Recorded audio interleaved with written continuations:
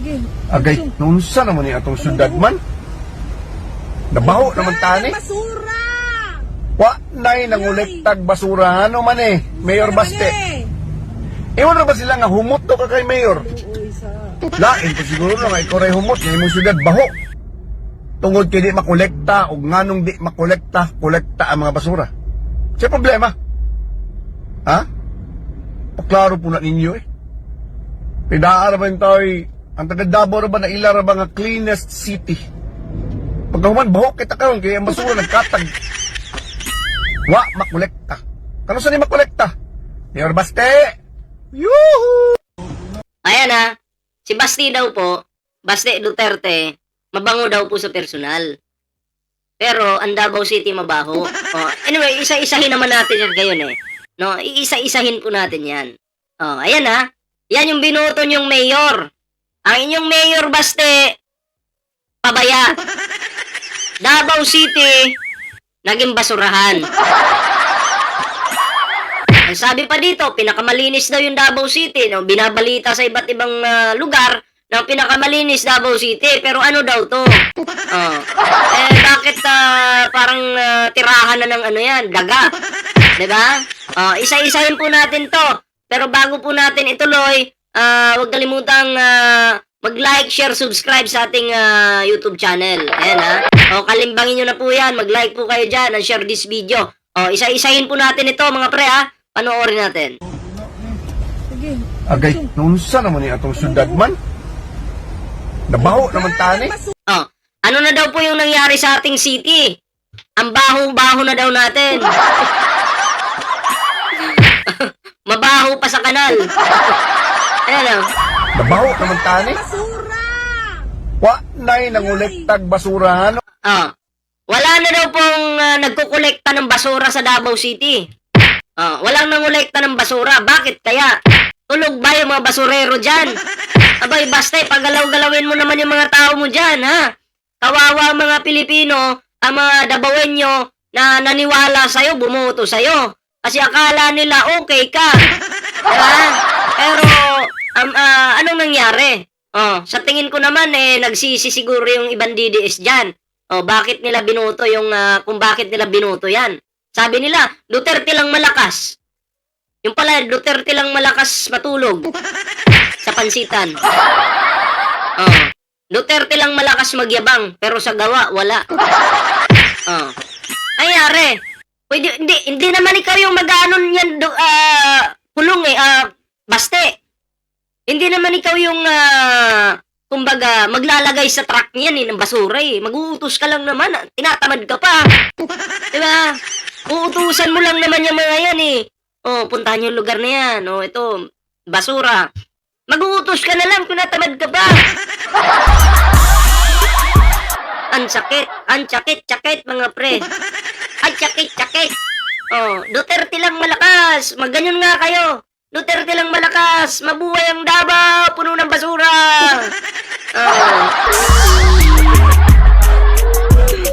Tuloy natin. Ano man eh, Mayor Baste.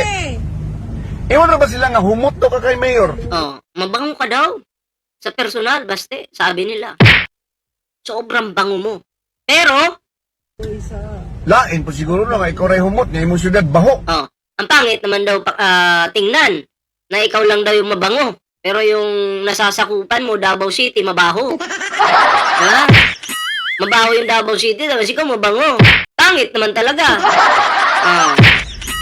Tungod kay di makolekta o nganong di makolekta, kolekta ang mga basura. Bakit hindi daw makolekta yung basura? Baste, may problema ba? Flat ba yung gulong ng mga basurero dyan? Mga truck, dyan? Taga-kolekta ng basura? Flat ba yung gulong? Aba? Wala bang panggas? Imposible naman yan. Grabe. Siya problema? Anong problema? Paklaro po na ninyo eh. Pidaara ba yung tayo ang taga Davao ba na ilara ba nga cleanest city? Ang Davao City is kilala daw bilang cleanest city. Cleanest city. Pero clean ba yan yung nakikita natin? Clean ba? Asan yung clean dyan? Pag naman buhok kita karon kaya ang basura nagkatag. Ang baho-baho daw nila dun sa Davao ngayon. Kasi yung basura kalat-kalat.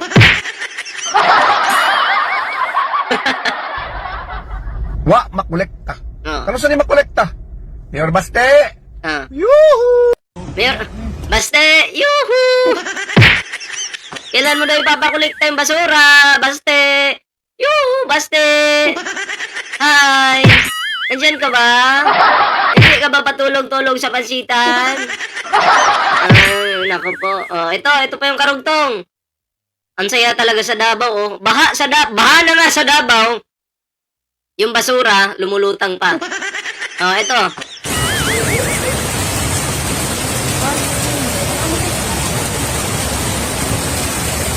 Yay! Congratulations mga dides!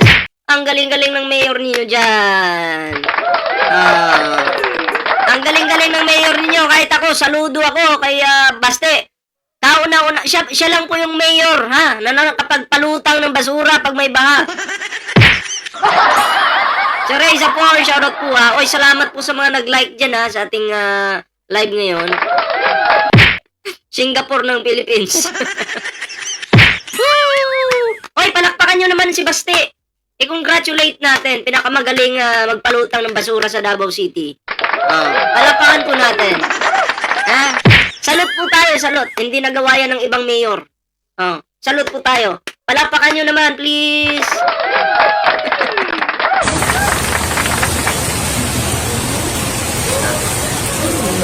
Ay, grabe yung basura, oh. Oh?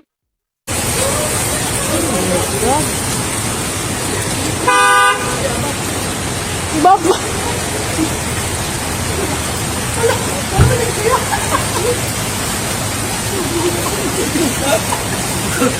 Yay! Wala nga baha sa Davao. May 51 billion kaya walang baha sa Davao. Anong kalupit ang Davao? Walang baha. Ha? May 51 billion kaya sila dun. Ano ba kayo? Oh. Walang baha sa Davao. Alam niyo bakit? Basura yung bumabaha. Oh. Ano ba din nga?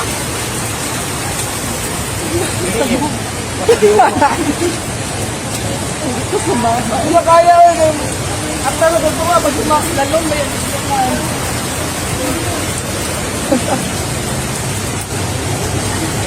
nagamit ko kami. Nagamit ko. Babag yun. Yun lang, tingin ito. Ayun oh. Eto oh. Kita niyo to? Grabe no. Ang linis. Yun lang, pero ito ba? Kung mabawal sila, padulong na yung bahan. Ay? Yung likod, wala na nga. Tapos, syempre, Davao City yan. Davao City. Balik ko kaunti Davao City yan. Alam niyo ba yung mga wire sa Davao? Nakailalim yan. Nakailalim yung mga wire sa Davao sa ilalim ng semento. Kaya kung makikita nyo dito,